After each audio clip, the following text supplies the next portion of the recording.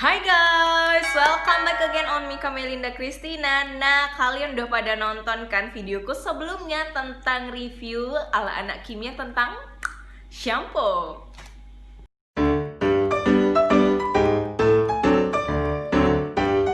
Buat kalian yang belum nonton, kuy, mampir dulu ya ke video sebelah. Dan buat kalian yang udah nonton, terima kasih guys. Dan kalian pasti udah tahu kan berapa tim aku membaginya untuk menjelaskan. Nah, kalian tim yang mana guys? Tim yang anti jelimet, semi jelimet, atau yang hobi jelimet? So this video will tell you about the sabun. Dan aku pakai sampel sabun ini ya guys. Kelihatan nggak silau guys? Ini ya. Dan kita bakal lihat di dalam sabun ada apa aja. Kira-kira bahan dalam sabun ini ada yang sama nggak dengan shampoo? Yuk ikutin terus ya. Jadi guys, pada intinya di dalam sabun ini tuh ada 17 ingredients. Nah, kita bakal bahas berdasarkan 3 tim tadi ya. And we'll be start at the first team, yaitu tim anti jelimet. Halo tim anti jelimet, sudah siap mendengarkan? Teruntuk kalian tim anti jelimet, tenang, kali ini bakal lebih disimpelkan ya guys daripada video shampoo kemarin. Nah, jadi intinya dalam sabun ini tuh ya ada bahan baku supaya si sabun terbentuk. Kan karena sabun ini kebentuknya ada campur ini dan ini. Nah, campur-campurnya nanti kita masuk ke tim selanjutnya ya. Selanjutnya dalam sabun ini juga ada ditambahkan bahan yang ngebuat minyak-minyak. Misalnya kulit kita berminyak, misalnya habis pakai lotion kan nggak bisa. Lotion kan agak berminyak. Ingat prinsip minyak sama air nggak akan pernah bisa menyatu. Jadi butuhlah namanya surfaktan supaya si minyaknya ini bisa kebersih sama si sabun. Tuh ditambahin sabun kan tadi minyaknya udah keikat, sehingga kalau ada si surfaktan minyaknya keikat tadi bisa deh kebilas sama air. Nah, selanjutnya untuk kalian yang sering nonton beauty vlogger, pasti kalian nggak asing dengan istilah exfoliating atau mengangkat sel kulit mati. Nah, dalam bahan sabun ini juga ada guys untuk mengangkat sel kulit mati supaya kalian mandinya jadi bersih. Dan selanjutnya juga ada apa lagi ya? Ada foaming agent. Foaming agent ya kata dasarnya foam artinya busa ya, supaya busaan, supaya mandinya lebih bersensasi. Selanjutnya ya ada bahan-bahan lain yang mendukung supaya si sabun ini bentuknya cantik, harum, tahan lama dan sebagainya. Masih kurang penjelasannya? Kuy, masuk ke tim semi jelimet.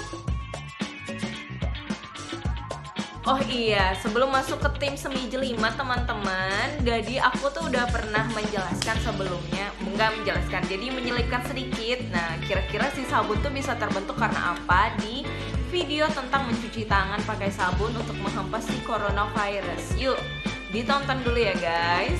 So guys, jadi kan ada minyak sama si basa supaya bisa terbentuk sabun. Nah, minyak dalam sabun ini itu berupa asam lemak jenuh atau saturated fatty acid.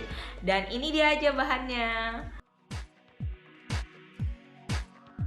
And next ada juga basa. Basanya tadam.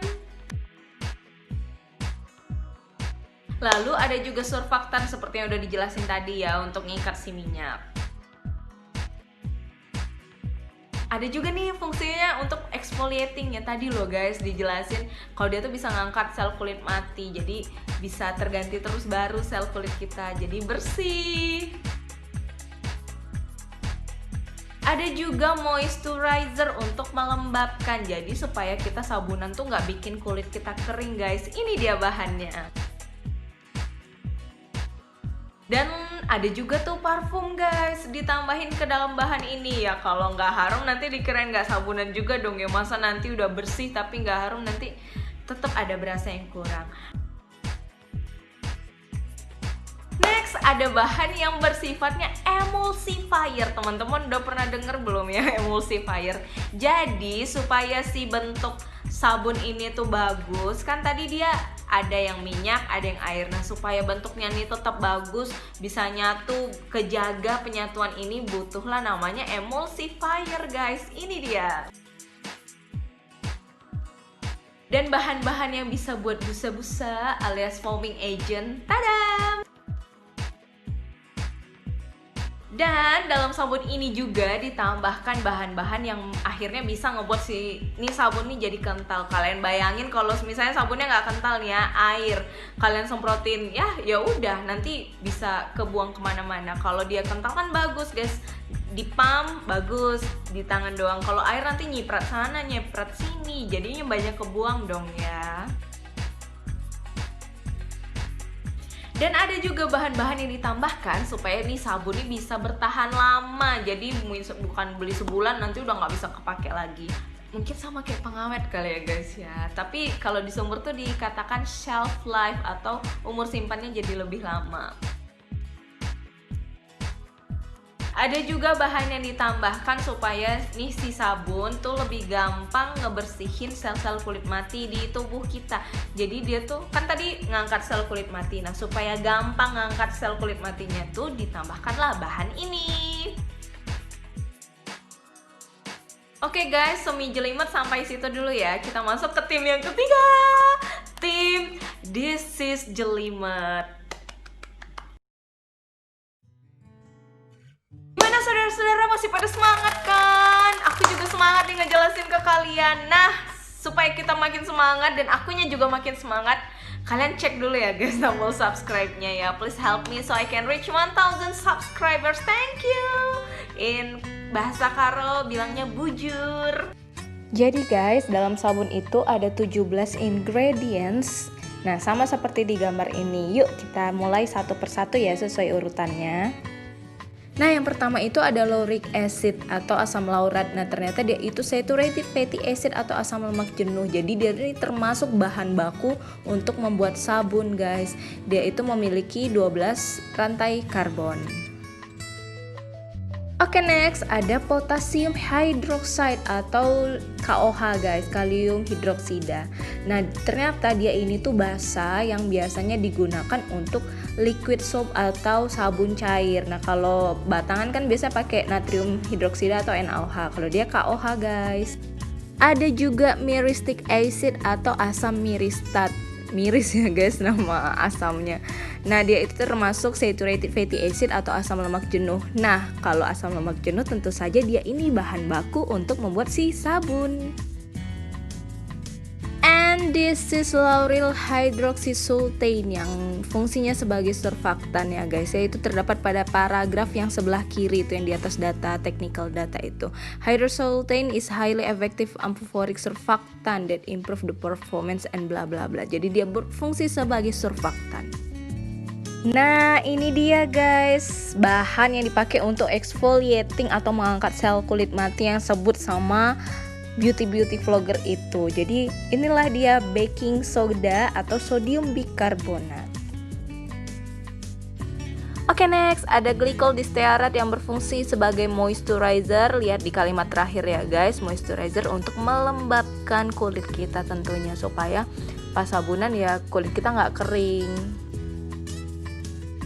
Dan untuk bahan selanjutnya ada lauryl 4 carboxylic acid. Kalian bisa fokus ke bahan yang digarisin merah dan fungsinya itu ada di paling pojok kanan. Excellent emulsifier with overall physicochemical stability. Jadi menjaga bentuk si sabun tuh tetap bagus. We're going at the next page is sodium laureth sulfate yang digunakan sebagai foaming agent. Nah, kalian bisa temukan pada kalimat kedua ya. SLS is inexpensive and very effective foaming agent ya. Jadi dia ngebuat busa guys. Next, palmitic acid atau kita bisa kenal dengan asam palmitat. Nah, dia itu apa? We see at the first sentence. Palmitic acid or hexadecanoic acid is the most common saturated fatty acid ya. Berarti dia asam lemak jenuh yang merupakan bahan baku si sabun sama seperti asam sebelumnya. Nah, masih dalam suasana asam nih. And this is stearic acid atau asam stearat. We can also read at the first sentence. Stearic acid is a saturated fatty acid yang berarti dia asam lemak jenuh dan tentu saja dia bahan baku terbentuknya sabun guys. Rantai karbonnya ada 18. Sodium chloride, kalian pasti nggak asing dong sama senyawa ini ya. Itu garam dapur loh guys yang sering dipakai.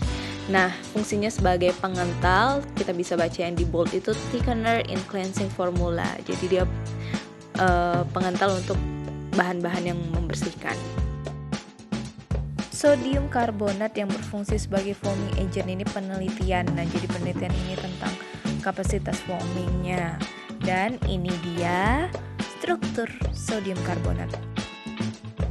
Ada juga namanya hidroksipropil methylcellulose yang berfungsi sebagai thickener atau pengental sama seperti sodium chloride tadi, sehingga bentuk si sabun itu bagus ya guys, bentuknya kejaga antara lapisan minyak dan airnya, jadi bisa membersihkan. Sekarang giliran di sodium EDTA yang tadi dibilang itu dia untuk menambah shelf life atau umur simpan.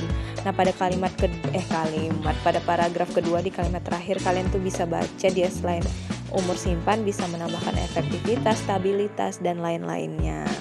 Yuk dibaca. And this is the last tetrasodium EDTA yang berfungsi untuk memudahkan dalam sabun itu membersihkan, karena dia tuh sebenarnya agen pengkelat, jadi mudah mengikat. Jadi semua yang kotor-kotor diikat deh, jadi gampang bersih. Dan akhirnya kita bisa menyimpulkan dari semua bahan yang udah disebutkan dalam si sabun ini tadi, dan kita samakan dengan sampo yang kemarin udah dijelaskan. Akhirnya dapat diketahui ternyata ada 4 bahan yang sama guys digunain di sampo ada, di sabun juga ada. Nah, apa aja sih? Jadi yang pertama ada glycol distearat yang sama-sama digunakan di sampo dan di sabun. Apa fungsinya guys? Ada yang masih ingat nggak? Nah, fungsinya itu sebagai moisturizer atau yang melembabkan kulit maupun kulit kepala kita ataupun rambut kita. Dan yang kedua ada sodium laureth sulfat yang berfungsi sebagai foaming agent. Jadi sama guys, untuk membuat busa pada sampo dan pada sabun ini sama bahannya, pakai sodium laureth sulfat. And next ada bahan yang ketiga, ada sodium chloride atau yang berfungsinya sebagai pengental. Yang bahan terakhir, bahan yang keempat, ada tetrasodium EDTA yang berfungsinya untuk membantu si bahan ini, bahan-bahan yang lain tuh gampang untuk membersihkan rambut maupun tubuh kita. So guys, thank you for watching this video until this minute. Don't forget to subscribe, like, comment, and share this video so we can spread the knowledge to everyone. Thank you and bujur!